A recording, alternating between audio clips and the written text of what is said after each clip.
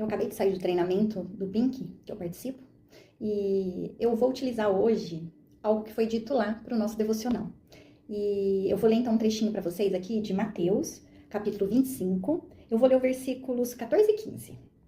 A parábola dos talentos. Pois será como um homem que, ausentando-se do país, chamou seus servos e lhes confiou os seus bens. A um deu 5 talentos, a outro deu 2 talentos e a outro deu 1, de acordo com a capacidade de cada um deles, e então partiu.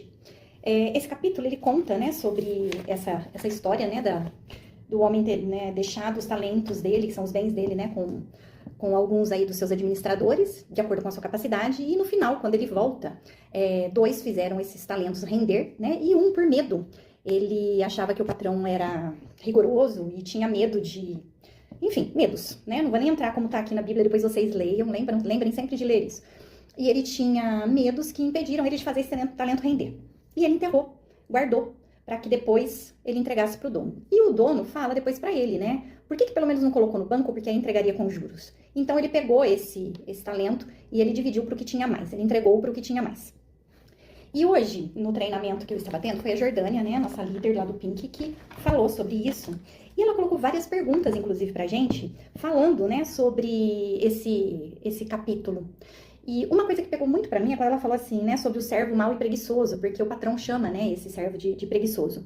E a preguiça desse homem era a brecha dele. Às vezes a gente só acha que é o inimigo, né, que tá impedindo a gente de fazer algumas coisas, mas aí é que vem uma coisa que ela falou lá e eu trago pra cá, então, pro nosso devocional terapêutico. Às vezes, o nosso maior inimigo somos nós mesmos. Quantas vezes nós deixamos que limitações, que a própria preguiça, como foi falado aqui, a própria preguiça, ela pode ser chamada de preguiça, mas por trás dela existem inúmeros sentimentos, inúmeras limitações, inúmeras variações, algo escondido atrás desse conceito de preguiça. Então a gente precisa realmente muito se olhar para entender o que é que vem atrás dessa palavra que a gente usa como preguiça ou como tantas outras. Quais são as limitações, quais são os medos, quais são os traumas, o que tem por trás dessa coisa que nos prende, que nos impede, que nos limita, que faz com que a gente deixe os nossos talentos, e aqui não é o talento de bens como aqui estava explicitamente, literalmente no texto, mas o talento da interpretação. Vamos falar dos nossos dons. O que impede com que a gente hoje enxergue os nossos dons, que a gente entenda o nosso propósito de vida? Por que às vezes a gente fica tão preso na comparação? Por que a gente vê a prosperidade no outro, mas não vê na gente? Nós precisamos lembrar sempre de nos olhar e não de nos fazer os nossos próprios inimigos. Eu vou ler para vocês aqui algumas das perguntas que a Jordânia colocou para nós como tema reflexivo. O que Deus te deu esse ano? O que você está fazendo com o que Deus te deu para esse ano?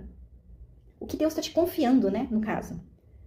Você está animada? Você está pronta para prestar contas para Deus sobre o que Ele te entregou? Ou você está com medo dessa prestação de contas? Porque a prestação de contas para Deus, gente, tem que ser em alegria. Porque, por exemplo, Ele me deu a oportunidade de desenvolver mais o meu trabalho. Aí eu vou lá e estudo, e eu entendo um pouco mais sobre isso, eu invisto na minha carreira, falando, né, de trabalho, por exemplo. Ou Ele começa a mostrar para mim dons no servir, e eu vou lá e eu cresço nesse servir, eu me capacito, eu abro caminhos para isso. Então, assim, eu tenho que sentir alegria por prestar contas para Ele. Por quê? Porque eu estou recebendo dons dele. E aí, o que você vai entregar para o Senhor? Qual vai ser a sua prestação de contas? Deus não puniu esse homem, então o patrão dele não puniu esse homem. Foi ele mesmo que provocou a autopunição nele, quando ele se coloca no medo e ele enterra esse talento, ao invés de lidar com ele, fazer ele produzir pelo menos os juros, ele mesmo está se colocando numa posição de autopunição, porque Deus entregou para ele, mas ele não fez uso. Deus mostrou para ele, mas ele não fez uso. Somos chamados para frutificar e expandir. Deus acredita em nós. O tempo todo Ele tem uma história pra gente. Ele tem algo pra nós. Mas qual história é essa?